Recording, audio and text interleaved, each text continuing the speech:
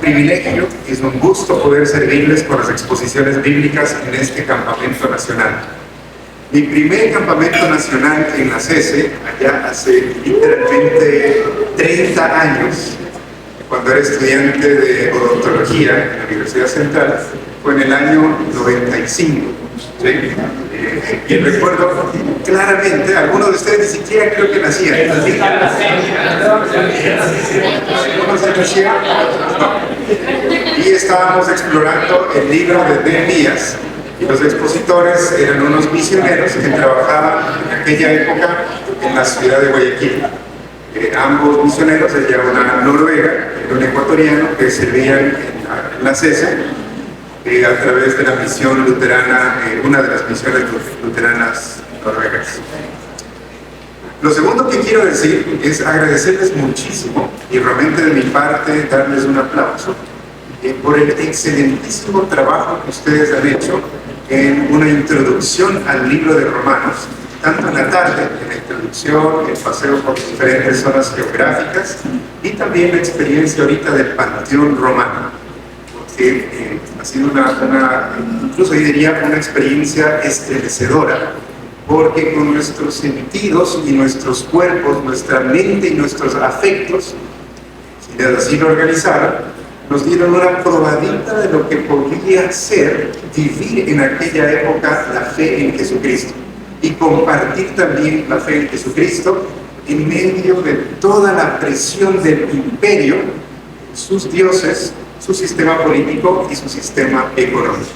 Es lo que significaba vivir la fe allí, en el primer siglo. Ahora, quiero que tomemos en cuenta, al menos para las exposiciones bíblicas que les voy a ofrecer, que necesitamos 3 herramientas en esta jornada para las exposiciones bíblicas en la carta a los Romanos. ¿Cuáles son estas 3 herramientas? La primera es un borrador. La primera herramienta es un borrador, porque nos acercamos a Romanos y casi a cualquier libro de la Biblia con nuestras propias ya asunciones e interpretaciones de lo que significa el libro. Entonces de pronto ustedes van a escuchar algunas cosas que les van a sonar así como bien diferentes. Es posible que ustedes necesiten un borrador para borrar algunas de estas interpretaciones que no estaban tan acertadas, que pronto ustedes las estaban creyendo. La segunda herramienta es una lupa o un magnificador. ¿Para qué sirve esta lupa? Para aprender a mirar y aprender a ver bien la carta. ¿Qué es lo que esta carta está diciendo? ¿Qué es lo que el apóstol Pablo está diciendo? Y finalmente, una mirada panorámica, una visión panorámica de la carta o de los capítulos que vamos a explorar, porque ustedes se darán cuenta, no voy a entrar en detalles de cada versículo, cada palabra o cada sección del capítulo. Lo que sí quiero ofrecerles es una mirada panorámica, los 4 versículos que me fueron, los 4 capítulos que me fueron asignados, para que ustedes tengan una comprensión panorámica grande de por dónde van las ideas fuerza y la narrativa y el relato y el mensaje del apóstol Pablo. Un borrador, una lupa y una visión panorámica. Ahora, lo de lupa y borrador no es original mío, yo se lo aprendí a su vez a alguien más cuando yo estaba y un grupo de estudiantes de la CESE en esa época estábamos aprendiendo el libro de Apocalipsis. Entonces este teólogo, Juan Stam, dijo: les invito a venir a leer Apocalipsis, traigan un borrador y una lupa. Es de él quien lo estoy tocando. En el camino de preparar todas estas exposiciones he aprendido y me he beneficiado de la sabiduría de varios biblistas, teólogos, teólogas, algunos son mis amigos, amigas, algunos han sido mis profesores también. Obviamente traigo mis propias lecturas acerca de Romanos, pero reconozco que he aprendido de muchas personas. En el capítulo 1 vamos a explorar lo siguiente: el enviado en su Señor, el enviado en su mensaje, y finalmente quién envía o quién es el mensajero. Al centro del enviado y el enviador hay un envío o hay un mensaje. ¿Cuál es este envío o mensaje o encargo? Es el Evangelio de Jesucristo, que es el poder de Dios para la salvación. Es el Evangelio de Jesucristo que además revela la justicia de Dios. Empecemos brevemente con ciertos datos acerca de la carta, muy brevemente porque ustedes muy bien ya lo explicaron en la tarde. Les animo a seguir viendo a lo que ya se ha producido en los blogs, excelentísimo material. Solo quiero resaltar brevemente un par de asuntos que ustedes ya conocen. El primer asunto es que la carta probablemente es escrita en el año 56 o 57 desde la ciudad de Corinto. La carta tiene el propósito principal de anticipar a la comunidad de discípulos en Roma la visita de Pablo, quien buscaba el apoyo de esta comunidad para su planeada estancia misionera en España. Esta anticipación de su visita, a través de la carta, Pablo aborda pastoralmente algunos asuntos sensibles a esta comunidad. Y uno de esos es que él aborda la tensión que había entre judíos y gentiles y que estaba poniendo en peligro la integridad del Evangelio. Eso es bien importante. ¿En qué manera se estaba poniendo en peligro la integridad del Evangelio? En que la tensión existía por los malos entendidos y la mala manera de resolverlos. El mismo Evangelio de Jesucristo estaba perdiendo prestigio. El mismo Evangelio de Jesucristo estaba perdiendo su capacidad de mostrar que el Señor en Jesucristo había formado un renovado pueblo de Dios como una comunidad, un pueblo, una polis alternativa a la polis, ciudad o pueblo del imperio. Ustedes muy bien mostraron todo el tipo de desigualdades, jerarquías, inequidades, injusticias que se vivían en esta ciudad, Roma, como la polis del imperio. Pero el pueblo de Dios, la comunidad cristiana, es la comunidad alternativa, la comunidad solidaria, la comunidad de iguales. Si esta comunidad se está resquebrajando, entonces el prestigio y el poder del Evangelio para mostrar la posibilidad de una nueva comunidad y una nueva vida está en peligro. Por eso es lo que Pablo está abordando aquello. No se olviden de esta nueva comunidad y esta nueva polis que el Evangelio de Jesucristo ha formado. Primer detalle. El segundo asunto, y muy importante, es que la carta, a la usanza de aquella época, es enviada a través de una mujer llamada Febe. Ellos actuaban como mensajeros de las cartas, los portadores de las cartas, la gente. En este caso, esta era una mujer llamada Febe. Acerca de ella se nos habla en el capítulo 16. La caracterización de Febe es importante y no podemos perderla de vista. A ella se la llama, allí en el capítulo 16, hermana, se la llama ministro, así en masculino, y ayudadora, según la versión de la Biblia que yo estoy usando. O para ser un poco más específico, ella es una seguidora de Cristo, por eso se le dice la hermana Febe. Ella es una diácono, esa es la palabra que se usa, y se la usa en masculino, ¿sí? Y el uso en masculino para llamarle a esta mujer, a esta hermana, diácono, ministro, es porque de pronto esto apunta a que ella tenía algún tipo de cargo oficial de liderazgo en la congregación, ¿sí? O en una congregación. Además se dice de Febe, se dice que es hermana, es diácono o ministro, además es benefactora, es decir, una mujer de recursos con los que beneficiaba a la obra del Evangelio y beneficiaba al ministerio de Pablo.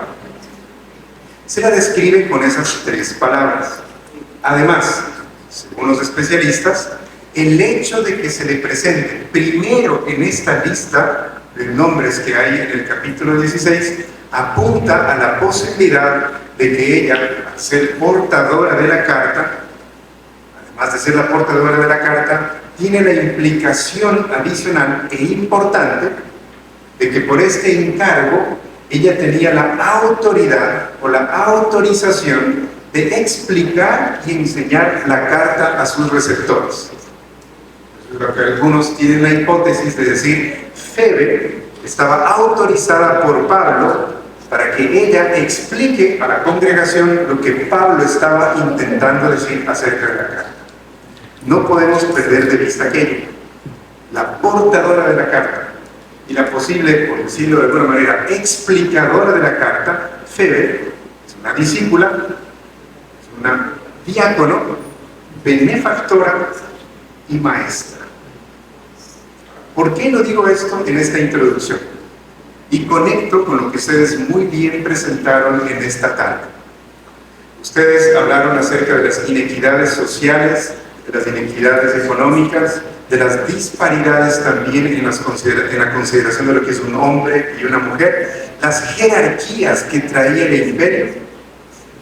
En este acto de que una mujer está llevando una carta a una comunidad, diciéndole, es seguidora de Jesucristo, es ministro, es benefactora y además tiene la autorización para explicar la carta del apóstol Pablo, da cuenta del cambio y la transformación de esta nueva comunidad, esta nueva polis, esta nueva ciudad, este nuevo pueblo formado en Jesucristo. Una comunidad alternativa a la polis, ciudad y pueblo del imperio. Les dejo allí para que lo sigan meditando, porque eso es importantísimo y tremendamente revolucionario para el primer siglo y debería seguir teniendo resonancias y ecos para nosotros también. Quiero concentrarme ahora, igual de manera panorámica, en los primeros 7 versículos de la carta. Porque en estos primeros 7 versículos se encuentra de manera compacta todo el mensaje de la carta. Y empieza Pablo primero presentándose. Dice, yo soy siervo, soy apóstol, soy apartado, soy mensajero. Pero, ¿siervo de qué? ¿Enviado de qué? ¿Apartado para qué? ¿Santo para qué? ¿Mensajero de qué mensaje? El mensaje de que el Evangelio es el poder de Dios para la salvación y de que este Evangelio muestra la justicia de Dios. Ese es su principal mensaje.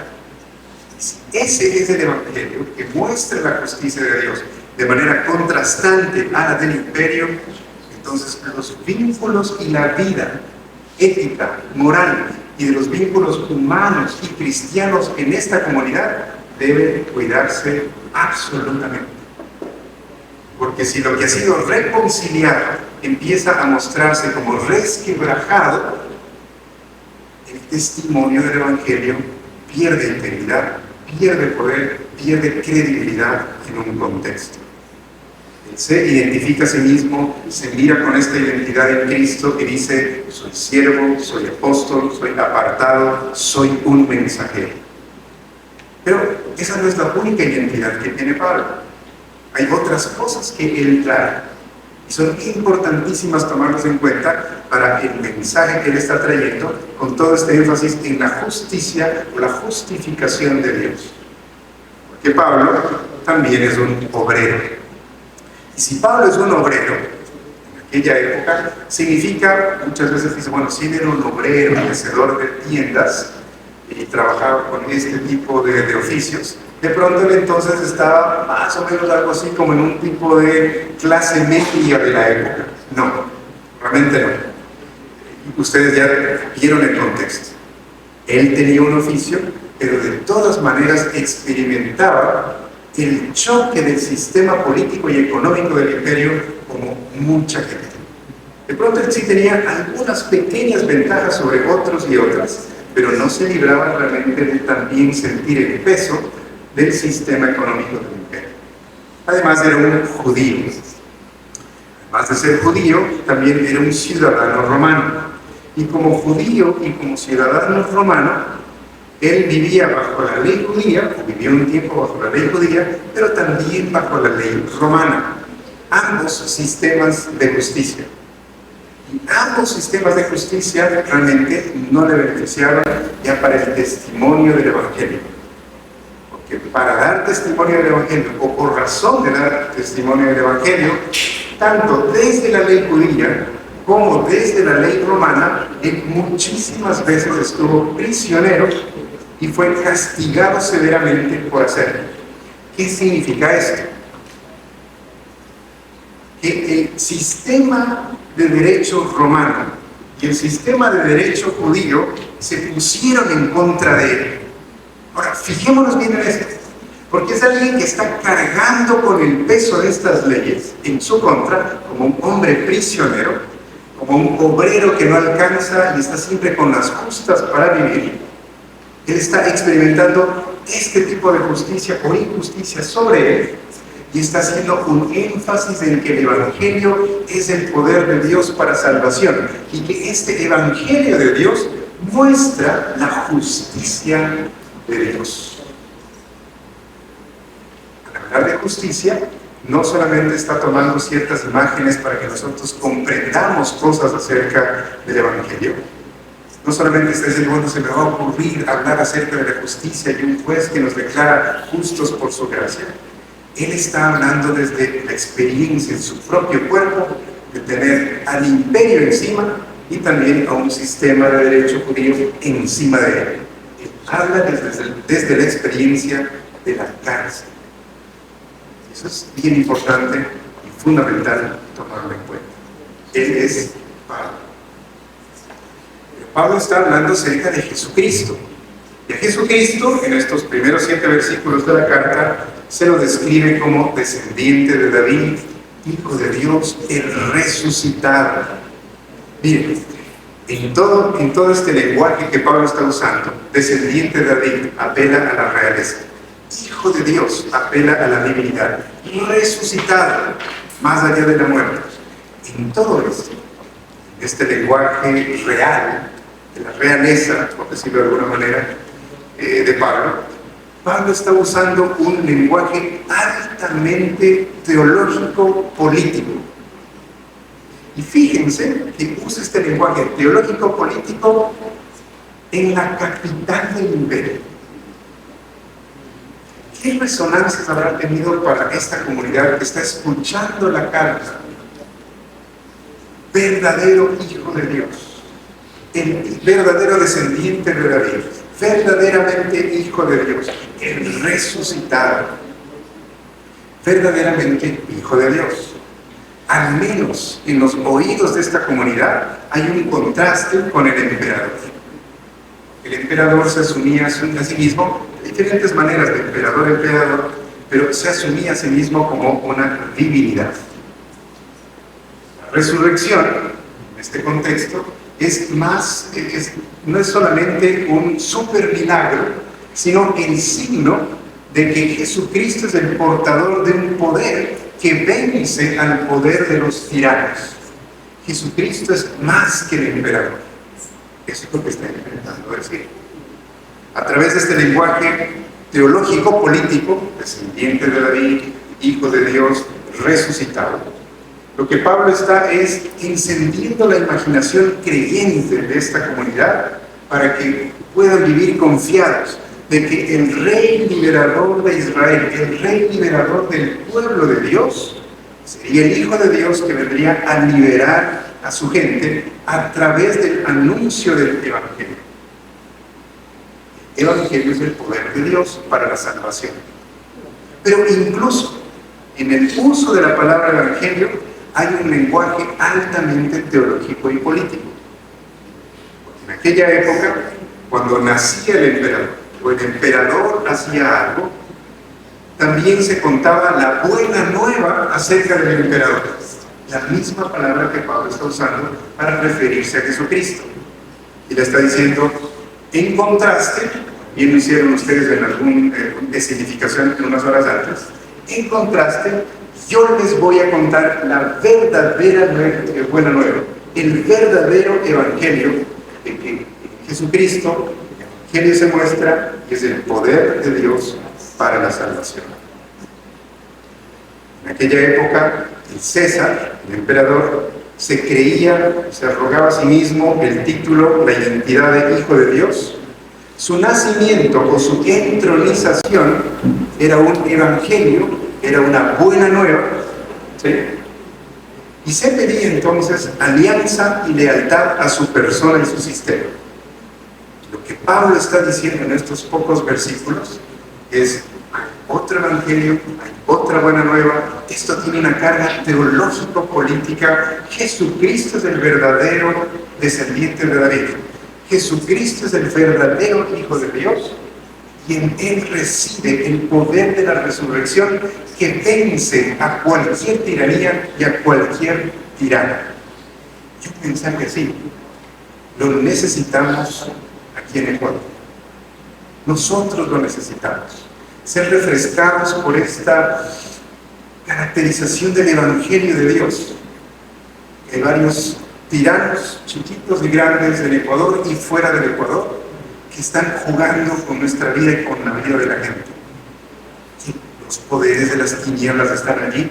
Necesitamos una vez más escuchar de manera fresca: Jesucristo es el descendiente de David, verdaderamente rey, Hijo de Dios, verdaderamente Hijo de Dios, y resucitado, porque en Él habita la vida. Ese es Jesucristo. ¿Quién es Dios? No podemos perder de vista, en estos primeros versículos, Pablo nos está hablando de un Dios que es un Dios comunidad. Y es que para Pablo y esta comunidad es importantísima la experiencia trinitaria de Dios. No se usa la palabra Trinidad, pero si ustedes se fijan, allí aparece lo que ahora nosotros llamamos la Trinidad. Siervo de Cristo Jesús, para anunciar el Evangelio de Dios. Y luego, al referirse a Jesucristo, dice: pero según el Espíritu de Santidad fue designado como Hijo de Dios en la resurrección. Una experiencia trinitaria de Dios. Dios es un Dios comunidad. Ahora, hemos visto quién es Pablo, quién es Jesucristo, la naturaleza de Dios. Veamos rápidamente quién es esta comunidad en estos primeros versículos. Pablo tiene muchas consideraciones teológicas acerca de esta comunidad. Son el mismo tipo de consideraciones teológicas que nosotros debemos desarrollar los unos por los otros. Ustedes fíjense allí, pero primero les dice: ustedes han sido llamados. Hay una consideración teológica vocacional de esta comunidad. Son llamados por Dios. Segundo, hay una consideración teológica afectiva. Les dice: ustedes son amados de Dios o por Dios. Además, hay una consideración teológico-ética. Les dice: ustedes son santos. Y al decirles santos a esta comunidad, los está conectando a esta noción de dar testimonio de quién es Dios. Sean santos como yo soy santo. Lo que deben es imitar a Dios, reflejar a Dios en sus vidas. Viene así entonces estas consideraciones teológicas acerca de esta comunidad. Una consideración teológico-vocacional, son llamados. Una consideración teológico-afectiva, son amados. Y una consideración teológico-ética, son santos. Han de vivir de una manera diferente allí, en la capital del imperio. Vamos ahora, de manera panorámica, a los versos del 8 al 16. Hemos visto algo acerca del enviado y de quién es el enviado y su Dios. Hemos visto además el enviado y su mensaje. ¿De qué va a hablar el mensaje de este enviado? Del poder, la salvación y la justicia de Dios. Miren cómo se acerca Pablo a esta comunidad desde el verso 8 hasta el 16. La fe de esta comunidad de seguidores de Jesucristo es un motivo de oración para Pablo. Y de allí podemos aprender también de él a orar los unos por los otros, a orar por los diferentes grupos de la CESE en las diferentes ciudades. Porque la fe de esta comunidad motiva en Pablo una acción de gracias y también motiva una intercesión. Y no solamente motiva una oración en estos dos niveles, de acción de gracias y también de intercesión, también está motivando un vínculo o visita. Alaba Pablo la fe de esta comunidad porque les dice que su fe se puede hablar bien. ¿Por qué habla bien esta fe? Porque esta fe de esta comunidad en Roma da muestra de que ellos están aliados a otro poder. ¿Cuál es el poder al cual esta comunidad está aliada? No al poder del emperador, no al poder del César, sino son leales al poder del Cristo resucitado. Y por eso dice, de su fe se habla bien. Yo oro por su fe, intercedo por su fe, doy gracias al Señor por su fe, quiero visitarlos. Miren qué bonito. Acá tenemos una teología de lo que es una visita. Preparada en oración, quiere además de venir a dar un don, un regalo. Dice, vengo, quiero visitarles para darles algo, para ánimo mutuo. Pero además, yo quiero recibir algo de ustedes. Quiero también predicarles el Evangelio. Hace unas 2 noches estábamos conversando con Ben en la sala de nuestra casa. Y en medio de lo que estábamos conversando, él dijo algo que tocó mucho mi corazón, por algo que estábamos compartiendo. Ben nos dijo, mire, definitivamente, con mucho cariño vengo a visitar a la CESA. Vengo a fortalecer los vínculos que tenemos con la CESA. Pero también, al saber, por algunas circunstancias que ustedes como familia están pasando, también vine a darles mi respaldo y mi afecto personal y del movimiento en Nueva Zelanda. Al leer otra vez esto, dije, miren, ahí está una teología de la visitación. Vengo a ofrecer algo, vengo a que mutuamente nos animemos, pero también quiero cosechar algo de ustedes y seguir predicando el Evangelio. Y cuando Pablo dice esto, de manera muy valiente, va terminando esta primera parte de su pensamiento diciendo, mire, quiero predicar el Evangelio porque este Evangelio es el poder de Dios para la salvación, y este poder de Dios también revela la justicia de Dios. Otra vez Pablo regresa a un lenguaje político, teológico político para su época, porque habla del poder de Dios. ¿Quién estaba detentando el poder en aquella época? El emperador. Y cada vez, como bien dijeron ustedes, acumulándolo más y más para sí. Y a este señor, a este apóstol, se le pudo decir, no. El poder es poder de Dios y reside en el Evangelio, y este Evangelio reside en una persona que es Jesucristo. Y además, este poder está siendo revelado a ustedes, democratizado, vamos a ponerlo de esta manera, para que también esté a su alcance. ¿Cuál es la naturaleza de este poder del Evangelio? Ahora voy a explicar en detalle. Es justicia, es fidelidad, pero ya no es justicia y fidelidad al sistema imperial, sino es justicia y fidelidad en otro entendimiento de lo que es la justicia, de lo que es la verdad, de lo que nos hace justos, de lo que es el poder y el manejo de la política.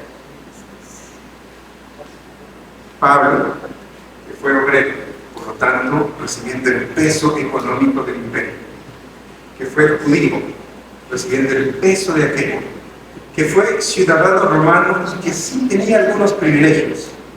Sin embargo, estuvo en prisión varias veces, es porque le cayó el sistema encima. Tenía la justicia romana en su contra. Y es este obrero, este judío, este ciudadano romano y este prisionero quien nos está hablando de que el Evangelio es el poder de Dios para la salvación, y que este Evangelio muestra la justicia de Dios, una justicia diferente a la del sistema imperial, una justicia diferente a la del emperador. El poder del Evangelio, poder de Dios para la salvación. Pero ¿quiénes se justificaban? ¿Quiénes se hacían justos en aquella época? Ustedes lo hicieron muy bien. El Imperio Romano justificaba, hacía justos, incluía a algunos de manera discriminada. ¿Quiénes eran los justos de la época? ¿Quiénes eran parte del equipo? ¿Sí? ¿Quiénes eran estos? Era el varón, al que se le podía llamar ciudadano romano, era lo que en la época se llamaba el dignitas, el que realmente es digno de llevar la toga y de llevar la ciudadanía en cierto tipo de estatus en el momento. Entonces aquí está el varón, el dignitas o digno, el afluyente y el que es educado. Solamente estos eran los justificados por el imperio y muchos realmente quedaban afuera. El sistema de derecho romano, en esa época todavía en desarrollo, el sistema romano de justicia es bien conocido. Hasta ahora, creo que hay un estudiante de derecho, creo que les enseñan todavía algunas clases de derecho romano, parte de la historia del sistema de pensamiento legal, ¿cierto? Era bien conocido. En la época de Pablo era muy injusto, porque solamente justificaba a algunos que acabé de describir. En aquella época, este sistema de derecho, lamentablemente, como acá en el Ecuador, solamente era aplicado con fuerza, como decimos acá en el Ecuador, la ley para el de poncho. Pero para el dignitas había demasiadas excepciones en la ley, tal como nos pasa acá. O a nivel global, por ejemplo, una de las potencias políticas y económicas actuales tiene como presidente a alguien que fue acusado, por ponerlo así muy suave, de conductas inapropiadas de nivel sexual. Pero no le llegó la ley. Este mismo presidente ha sido capaz de que sí le llegue la ley a los supuestos, entre comillas, irregulares, a los supuestos, entre comillas, indocumentados. A ellos sí les llegó la ley, a él no le llegó. Un sistema injusto de justicia. Y podríamos abundar en muchos ejemplos también acá en Ecuador. Pero en este sistema de justificación del imperio, ¿quién está adentro y quién está afuera? Los que están adentro son muy poquitos y están justificados. La gran mayoría están fuera y están al margen de la ley, al margen de la política, al margen de la economía, al margen de realmente vivir con dignidad. Son los no dignos, son los no personas, son los no existentes para el sistema. Por eso Pablo va a decir, eso es lo que me conmovió cuando hicimos el ejercicio allá en el Panteón, en el otro cuarto. En silencio y en oscuridad, toda esta gente estaba diciendo, no me avergüenzo del Evangelio, en medio de tantos otros dioses y diosas, en medio de todo este infeliz sistema económico, en medio de este desgraciado sistema político. No me avergüenzo del Evangelio, porque este Evangelio es el poder de Dios para la salvación, salvación que el imperio no logra. Poder de Dios que muestra la justicia del Señor, justicia que no la tiene el imperio, porque en la lógica y la racionalidad de Jesucristo, su Evangelio, se justifica con generosidad, contrastando con la lógica imperial. La lógica del Evangelio se justifica a hombres y mujeres, niños, niñas, ancianos, judíos y no judíos. Se forma en Jesucristo otra ciudadanía, una comunidad alternativa a la del imperio. Se forma otra dignidad. Ya no necesito ni ser varón, ni tener mucha plata, ni tener abolengo para llamarme dignitas. Soy digno porque pertenezco a Jesucristo. Algo revolucionario está pasando, porque Pablo dice, aquí en Roma se ha formado otra sociedad, otro pueblo, otra civilización en Jesucristo. Ahora, hemos hablado mal de Roma, hemos hablado mal de ciertos países. He evitado traer ejemplos del Ecuador, pero sobra. ¿Qué con la universidad? ¿Cómo justifica la universidad? ¿Cómo le dice la universidad a alguien, tú perteneces a la academia? Tú no perteneces a la academia, tú te quedas al margen.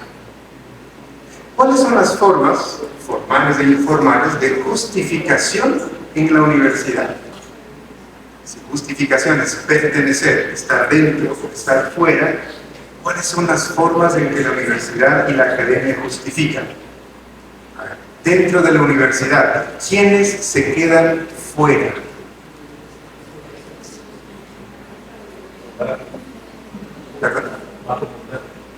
Bajo puntaje. ¿Qué más?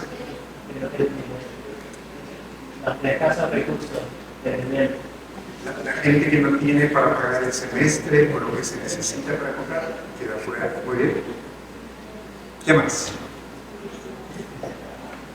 Son los rurales que no tienen acceso a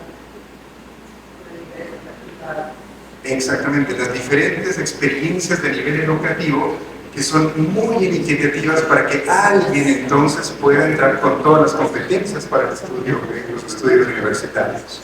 Bien, todos los sistemas, incluyendo el de la universidad. Sin embargo, que la Universidad Ecuatoriana está muchísimo mejor ahora que hace algunas décadas, que me incluye a mí, que hace 3 décadas, ahora lo mejor. Es muy posible que estudiantes mujeres queden fuera. Estudiantes que se denominan a sí mismos como parte de las diversidades sexuales queden fuera. Estudiantes con neurodivergencias o capacidades diferentes queden fuera. Estudiantes con persuasiones religiosas o de fe diferentes queden fuera. Los estudiantes, hombres y mujeres íntegros y honestos en una universidad corrupta, de pronto quedan fuera. En medio de que muchos quedan fuera de esta justificación según las normas de la universidad.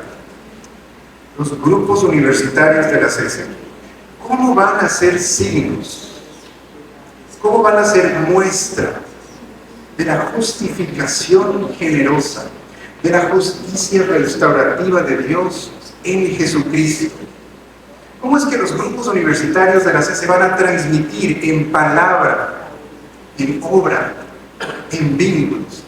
Oye, acá, en el grupo universitario, somos bien imperfectos, pero si vienes acá, tú no eres ciudadano de segundo orden, acá eres miembro pleno. Acá en el grupo universitario no eres un no persona, te reconocemos como digno portador de la imagen de Dios. Que Pablo está diciendo, no me avergüenzo de este evangelio porque es poder de Dios. Y este evangelio muestra la justicia de Dios. Muestra la justicia de Dios como una justicia restaurativa, no solamente una justicia punitiva, como una justicia de alianza que quiere devolver una vez más el shalom, la integralidad y el bienestar para que el ser humano y toda la entera creación fue creada. Me van a regalar unos minutitos más para avanzar con la última parte. Vamos a la tercera parte, versos del 17 hasta el 32. ¿Quién es este Dios? ¿Quién es este Dios? Dios es un Dios verdaderamente justo. Él está revelando su justicia a través del Evangelio de Jesucristo. Dice, no justifico, mi justicia no es como la del imperio, mi justicia es diferente, integra, alcanza, incluye. Pero también su justicia, como nos dice ya desde el verso 18, se expresa también en ira. Su justicia, por un lado, tiene que ver con su activa y decidida oposición al mal y al malo, a la injusticia y al injusto. Y cuando hablamos de justicia en esos términos, como la ira de Dios que se opone al mal, debemos convencernos de que eso es buenas noticias para nosotros. Porque si tuviéramos un Dios que es neutral frente a la injusticia, realmente estamos perdidos. Pero si tenemos y creemos en un Dios que se opone decididamente al mal, eso nos debe dar esperanza, porque el mal no tiene la última palabra. La mala noticia es si nosotros nos volvemos enemigos de Dios y nos hacemos merecedores de su ira. Es el caso. La justicia de Dios también tiene que ver con su amoroso y misericordioso reordenamiento y restauración para el shalom, para el bienestar integral, para la vida plena de la creación entera en Jesucristo.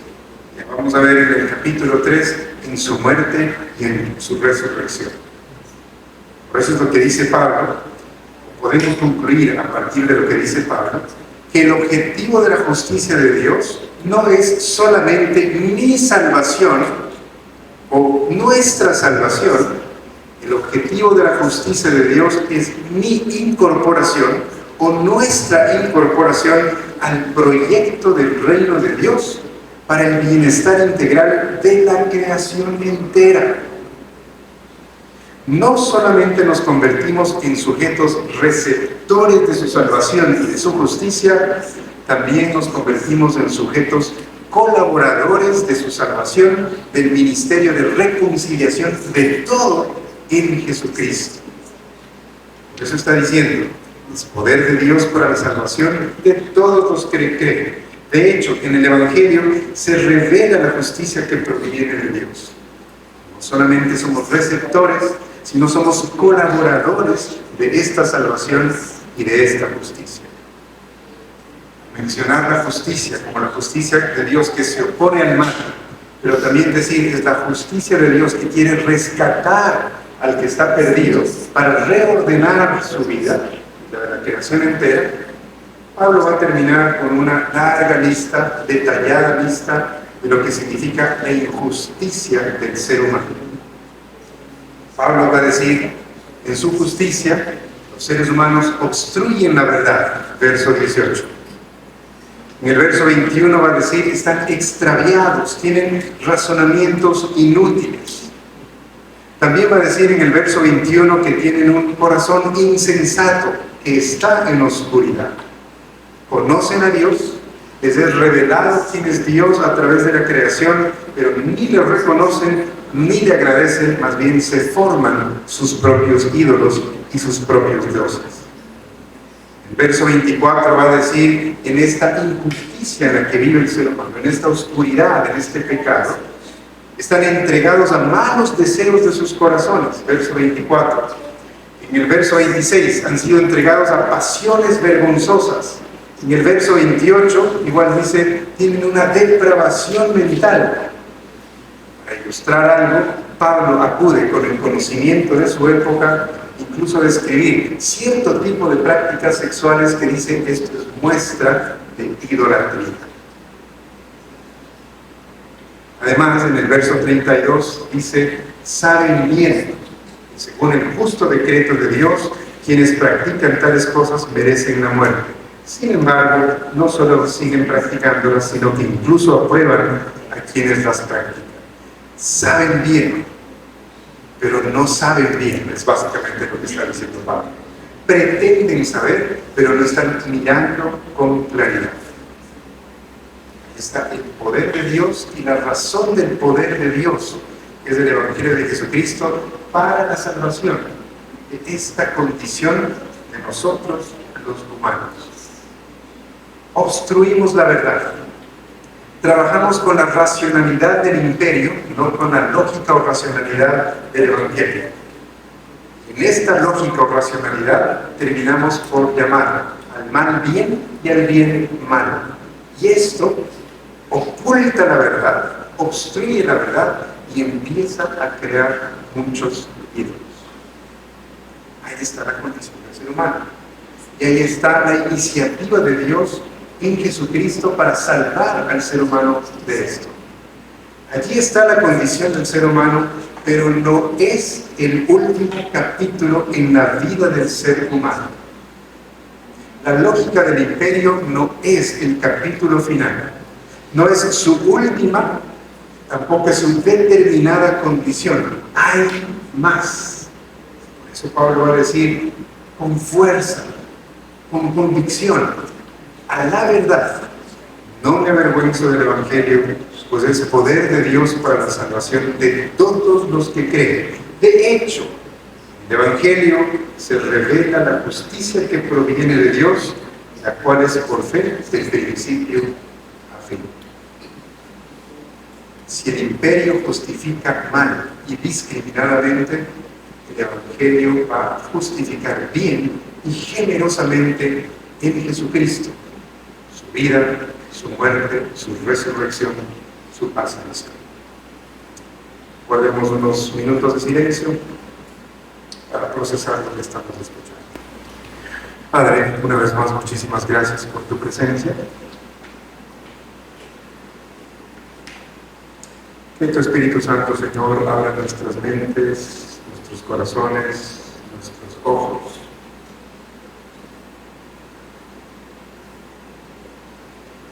para tener una visión de tu poder, de tu Evangelio, de tu justicia.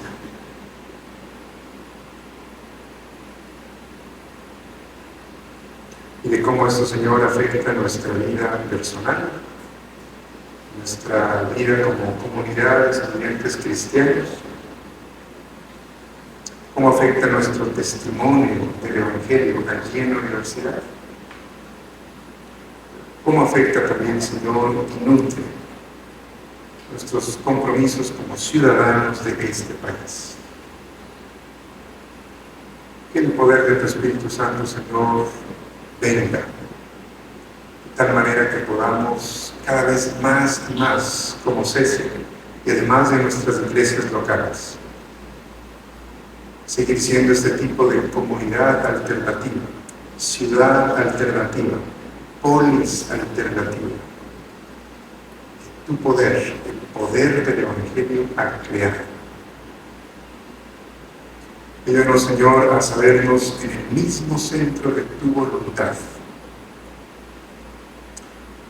Ser testimonio, ser una muestra de la nueva creación, de la nueva vida, de la salvación en Jesucristo nuestro Señor.